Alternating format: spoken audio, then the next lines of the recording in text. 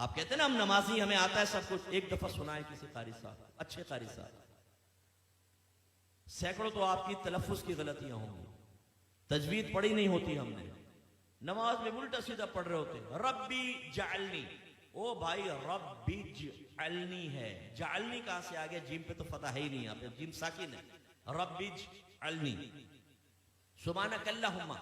کلہ نہیں ہے، سبحانک اللہم، تھوڑا اٹھانا ہوتا ہے تاکہ الف مدہ پورا بنے، کھڑا زبر ہے، الف مدہ کے برابر کھینچنا ہے اس کو، دو حرکات کے برابر، سبحانک اللہم، وَتَّبَارَكَ اسْمُكَ، وَتَّبَارَكَ، او بھائی وَتَّا نہیں ہے، وَتَبَارَكَ اسْمُكَ، التحیات، او بھائی التحیات نہیں ہے، التحیات ہے، سبحان رب العالی، سبحان رب العظیم، نا بھائی یہ نہیں ہے، سبحان ربی العظیم، سبحان ربی الاعلی، یہ ہے۔ آپ سنائیے، میں نے تعلیم بالغان کا مدرسہ بہت پڑھایا، جب میرے سامنے آتے تھے نا، کتنے سال سے نماز پڑھ رہے ہیں؟ 25 سال سے، اچھا سناؤ ذرا سورت سناؤ، او بھائی ایک نئی صورت کی شکل سامنے آتی تھی، زبر کی جگہ زیر، زیر کی جگہ پیش، پیش کی جگہ کچھ۔ میں آپ سے گزارش کرتا ہوں، میں آپ کو حقیر نہیں سمجھ رہا ہوں، آپ کی تحقیر بیان کرنا مقصود نہیں، خدا کی قسم خواب غفلت سے جگانا مقصود ہے۔ آج آپ چیک بھرتے ہیں نا، چیک، جتنے یہاں چیک بھرنے والے موجود ہیں ان سے پوچھئے، اتنے آرام سے بھرتے ہیں کہیں ٹیڑھا میڑھا نہ ہو جائے، باؤنس ہو جائے گا، اور کہیں اگر غلط ہو جائے نا تو اوپر سائن کرنا پڑتا ہے، ورنہ یہ ریٹرن ہو جائے گا جی چیک بینک سے اوور رائٹ ہو گیا ہے، تب کہیں جا کے وہ کیش ہوتا ہے۔ لیکن جب نماز پڑھتے ہیں تو سمجھتے ہیں بہت بڑا ہم نے اللہ پر احسان کیا ہے، بعض تو پڑھتے ہی نہیں، خیر جو پڑھتے ہیں بہت بڑا احسان کیا ہے، اب پڑھی بس اللہ قبول فرمائے گا۔ حالانکہ نبی کریم صلی اللہ علیہ وسلم فرماتے ہیں کہ بندہ بعض اوقات 60 برس تک نماز پڑھتا ہے لیکن اس کی ایک بھی نماز اللہ تعالیٰ کی بارگاہ میں قبول نہیں ہوتی، کیونکہ رکوع صحیح کرتا ہے تو سجدہ غلط کر دیتا ہے، سجدہ صحیح کرتا ہے تو رکوع غلط کر دیتا ہے۔ ایک روایت میں فرمایا بعض نمازی ایسے ہیں کہ مسجد کے دروازے سے باہر نہیں نکلنے پاتے کہ ان کی نماز پرانے کپڑے کی طرح لپیٹ کے اس کے منہ پہ مار دی جاتی ہے۔ ایک روایت میں فرمایا جب نمازی بعض اوقات نماز ختم کرتا ہے تو نماز اس سے یہ کہتی ہے اللہ تجھے ایسا ہی برباد کر دے جیسا تو نے مجھے برباد کیا۔ اس میں وہ خاص طور پہ سپر مین نوجوان یہاں بیٹھے ہوئے نا، جب نماز پڑھنے کھڑے ہوتے ہیں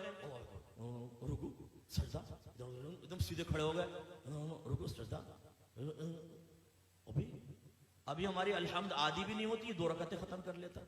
اور جب یہ سلام پھیرا کلٹی باہر، او بھائی تو یہ تو ایکسپریس ٹرین بنا ہوا ہے، بلٹ ٹرین، یہ تیرا فائدہ کیا ہوا نماز پڑھنے کا؟ یعنی سر سے بوجھ اتار رہے ہو۔ آپ نے دیکھا جمعے کی نماز کے بعد جیسے ہی امام صاحب سلام پھیرتے ہیں جوتیوں پر رش لگ جاتا ہے، اتنا رش ہو جاتا ہے جیسے باہر 5-5 ہزار کے نوٹ بٹ رہے ہیں، اگر دیر ہوگی تو نکل جائیں گے۔ جوتیاں ڈھونڈنے میں 15 منٹ وہاں لگا دیں گے، مسجد میں نہیں بیٹھیں گے، نہ سنن پڑھیں گے نہ نوافل پڑھیں گے آگے کے،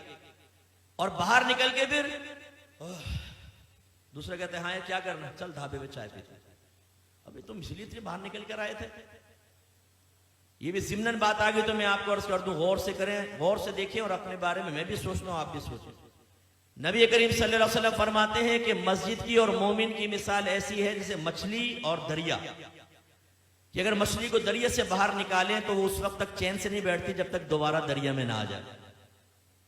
اور منافق کی اور مسجد کی مثال ایسی ہے جیسے پرندہ اور پنجرہ، کہ اگر پرندے کو پنجرے میں بند کر دیں تو وہ پھڑپھڑاتا رہتا ہے کہ دروازہ کھلے اور میں اڑ جاؤں، اور جیسے کھولتے ہیں اڑ جاتا۔ اپنے بارے میں ہم سب کو غور کرنا چاہیے، ہم میں مومنانہ صفت ہے یا منافقانہ صفت ہے؟ امام صاحب سلام پھیرتے ہیں دعا بھی نہیں مانگتے، یہ بس امام صاحب نے سلام پھیرا فوراً اٹھ کے باہر، جوتی لے کے باہر، کرنا کیا ہے؟ دوستوں کے ساتھ بیٹھ کے گندی لڑکیوں کی باتیں کرنی۔ حالانکہ نبی کریم صلی اللہ علیہ وسلم نے فرمایا کہ جب کوئی نماز پڑھ کے اپنی جگہ بیٹھا رہے اور جان بوجھ کے اپنا وضو نہ توڑے تو فرشتے اس کے لیے دعائے بخشش و مغفرت کرتے رہتے ہیں جب تک کہ وہ اٹھ نہ جائے۔